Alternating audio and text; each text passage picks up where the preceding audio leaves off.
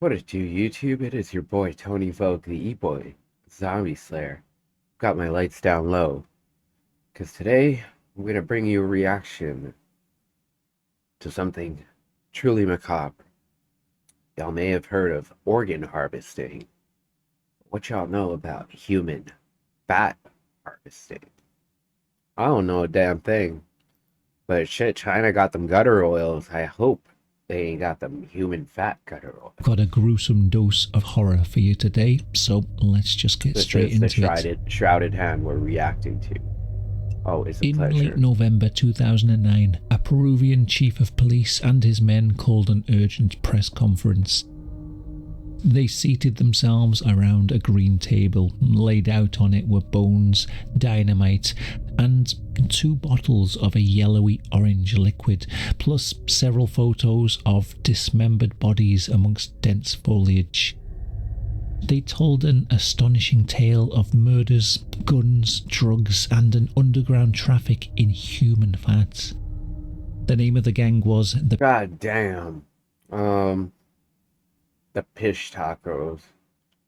Do you think they were really running human fat? Or maybe that was just enemies that they dissolved and turned into human soup? Which is the thing. Cartels be turning people to soup. By the way, I'm enjoying some cereal and milk. I know, I've got a strong stomach. I'll be fine. Hope y'all are okay.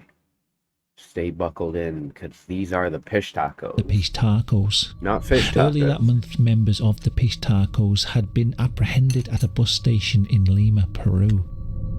These men were already wanted by the police with counts of illegal firearm possession and drug trafficking. Following a search of their belongings, however, police were puzzled to find these 2 bottles of the yellowy orange substance. And as you've probably guessed, inside these bottles was human fat. During the press conference, the chief of police said that the fat was extracted from the thorax and thighs. They then displayed several more grim images, bones that showed evidence of burning, and the severed, rotting head of a 27-year-old man. What is all this? It's emerged that the police had received a tip that there was a growing trade in human fat on the black markets, and this grisly evidence was the proof. Ass? During interviews, the gang told a gruesome story. The fat was destined for use in the cosmetics trade, some of it internationally, shipped as far as Europe. So Fight Club was real? Or you think people got this idea from Fight Club? I'm judging right now. I got my knee up like Uncle Roger. The fuck is wrong with y'all? The 2 that were arrested claimed that the fat was worth up to $36,000 a gallon and that they operated in the remote jungle region of Huánuco.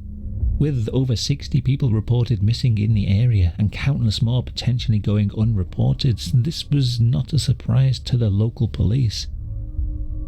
The captured men went into great detail about how the fat was rendered. The victims would be disemboweled before their heads and limbs removed.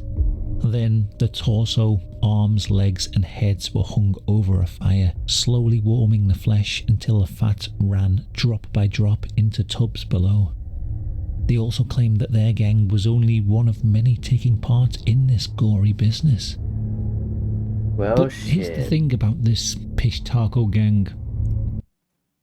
Never go to Latin America. You might just turn into fat. That rich white women are all over themselves. Like in Fight Club. Except it was from their own asses. Most likely, they didn't really exist at all. It turns out there was another story brewing in the press. Evidence was emerging that this particular police force had carried out over 45 illegal killings of criminals in the last 2 years. The police chief that held the press conference was eventually suspended. It's thought that he invented the story to create a sort of false scandal, a media furore that would distract away from his own police force's wrongdoings. The area in which they operate has a lot of drug trafficking gangs, and naturally people do go missing. Oh, It was the cops probably turning quite people to easy for them soap. to find a body to pose as a victim of the Pishtacos fat-stealing gang. But there is a reason why this story resonated with the local people. You see, this idea of the Pishtacos isn't a new one. In fact, it's been around for hundreds of years. The name Pishtacos comes from the Quechua word pishte, which means to rip or shred into pieces.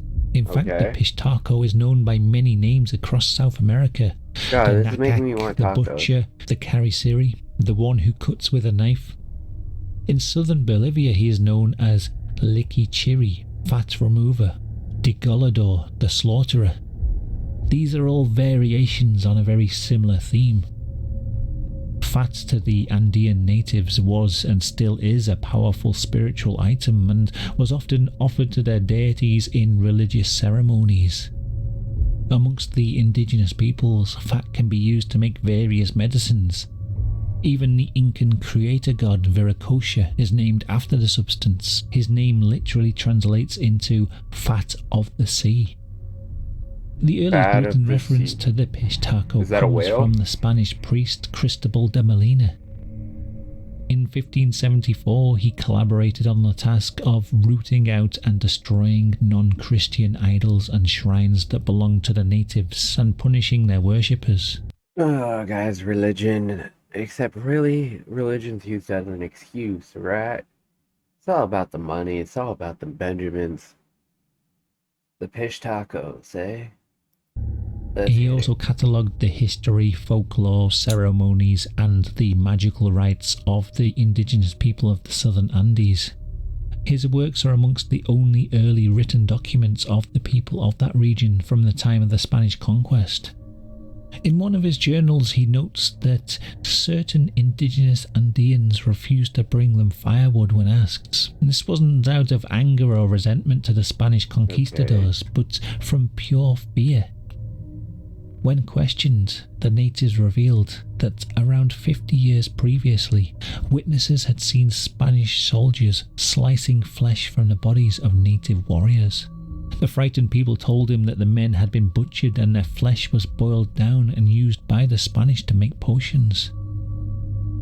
And they weren't wrong. There are several written accounts of the conquistadors using such human fat for all kinds of purposes, from treating wounds to keeping their armour and guns from rusting in the dense rainforests. What the As fuck? De Molina notes, it was held and believed by the Indians that Spain had sent to this kingdom, Peru, for the fat of the Indians to cure a certain sickness for which there was no other cure than the aforesaid fat.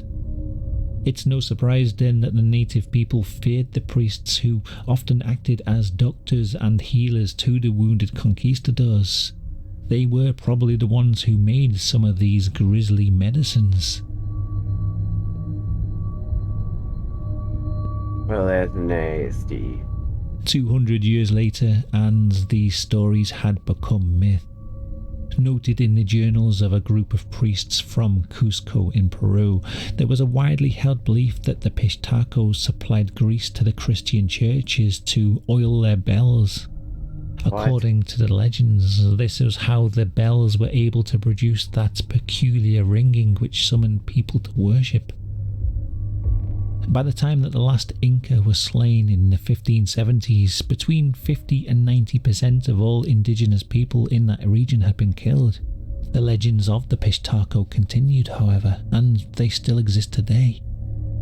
Many say that the Pishtacos haunts the jungles of South America, killing the careless and the unwary. Similar to the black dog legends in European folklore, his victims are the foolish and the naive, those who stray from the path and walk alone in dark places. That is some The shit. Pishtacos is known to disorientate his victims with magic powders made from ground human bones, or he hypnotizes them with his snake-like fingers. After killing his prey with a slash to the throat, the bodies are beheaded and spirited away to caves or abandoned dwellings to be drained of their fat before being dumped. Women sometimes are kept alive and hypnotized into becoming his slave.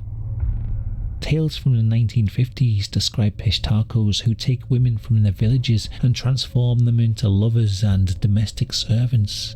Sometimes the women would have their legs and arms amputated to prevent them from escaping. Well, that's just unnecessary. That's too much. Don't be cutting women's arms or legs off. Thank you. Unlike other cryptids, this Pishtaco character isn't immortal. They can be fought and killed just like any human. Over the years, there have been countless killings or attempted killings of people suspected of being Pishtacos. For example, in 1989, 3 French citizens and a Peruvian were shot and killed whilst crossing the territory of the Agrana natives. They'd been using a raft to film a video of their journey, and whilst the killers were never caught, it's rumoured that the natives believed that the camera was some kind of Pishtako device that could drain the fat from whoever it was pointed at. The death of a tourist in 2002 and the killing of 2 Polish kayakers in 2011 are also said to be caused by them being branded Pishtacos. In 2016, 2 suspected Pishtacos, rumoured to be kidnapping children, were held by local police. A mob of people attempted to storm the police station, and whilst they were unsuccessful, the fury of their attacks left 1 dead and 16 injured. The death of Sebastian Woodruff in 2018 is another notorious case. Over a period of months, Sebastian had consumed ayahuasca multiple times, and his behaviour started to change. His actions became bizarre, often violent. Locals began to refer to him as the Pishtaco or the Pelacara, the face peeler, which is another South American cryptid. His strange behaviour reached a peak when one night he shot and killed a Peruvian shaman.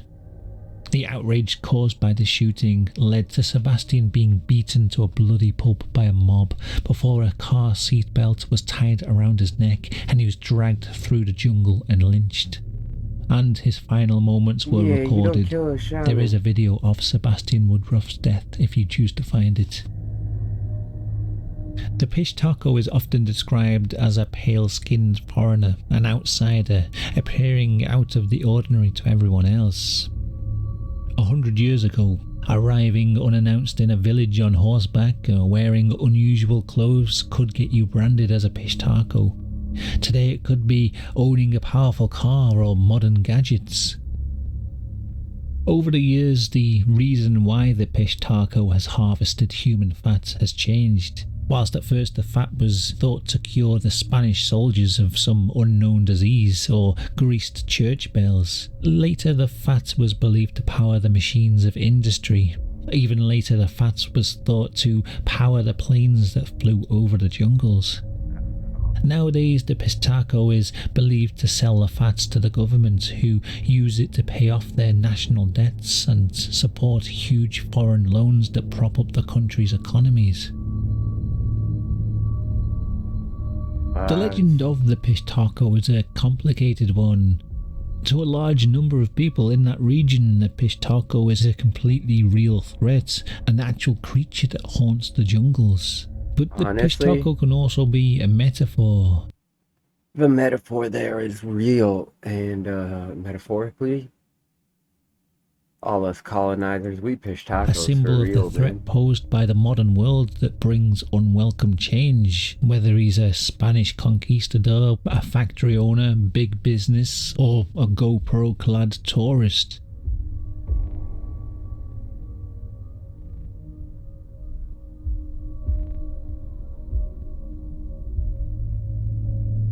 I heard the story about the gang of fat smugglers. I got interested, and as I researched it, it sort of went into a different direction about folklore and creepy stories.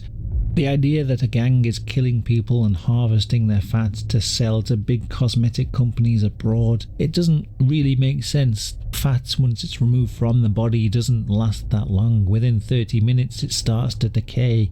Plus, if the cosmetic industry really wanted a cheap source of human fat, then surely it'd be easier to get it from places that do liposuction rather than resorting to a Peruvian gang of murderers.